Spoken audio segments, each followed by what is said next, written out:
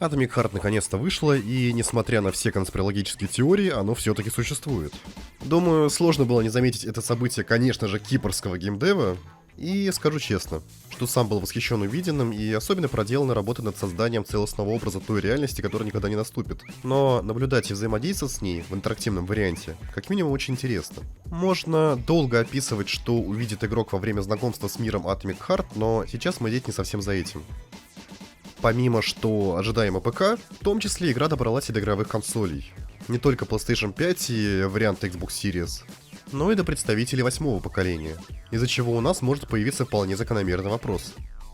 Как она на них идет, стоит ли владельцам этих платформ ее приобретать, и собственно играбельно ли оно, или же в итоге мы получаем второй Киберпанк. И дальше будет небольшая демонстрация геймплея с отсчетчиком кадров. К слову, игра запущена на PS4 Slim. Даже на PlayStation 4 игра работает преимущественно стабильно. Но есть одно большое но для любителей поиграть конкретно в цифры. 30 кадров в секунду. По крайней мере, игра стремится к этому и большую часть времени вполне успешно, лишь с небольшими исключениями. Фреймрейт одинаковый и на обычной PlayStation 4, и на Pro версии.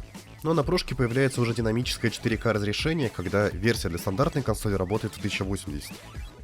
На PlayStation ушедшего поколения также присутствует множество компромиссов.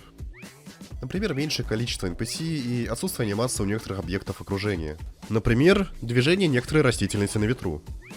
Либо, в лучшем случае, просто их упрощение, что на самом деле вы даже вряд ли заметите, пока не будете сознательно всматриваться в упор. Но сам факт, что такое здесь тоже есть. Конечно, все не идеально прям до совершенства. И речь даже не про геометрию, которая местами выглядит более примитивно, что так-то вообще нормально. Местами встречаются небольшие баги с освещением, отражениями и графические недочеты по мелочи.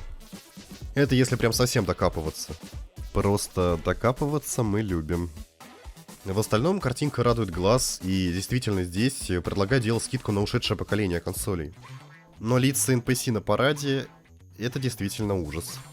В общем, на оптимизацию пожаловаться я не стал, и проект вполне должен быть проходим на PlayStation 4.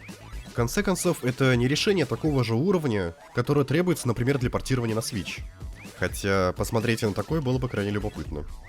Но если у вас есть выбор между игровым ПК, просто подходящим по требованиям для комфортной игры, или консолями поколения поновее, думаю, выбор очевиден. Надеюсь, было интересно.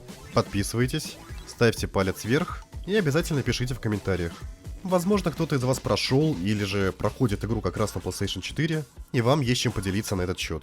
Или, если вы просто хотите оставить впечатление от игры. А я на этом все. До встречи.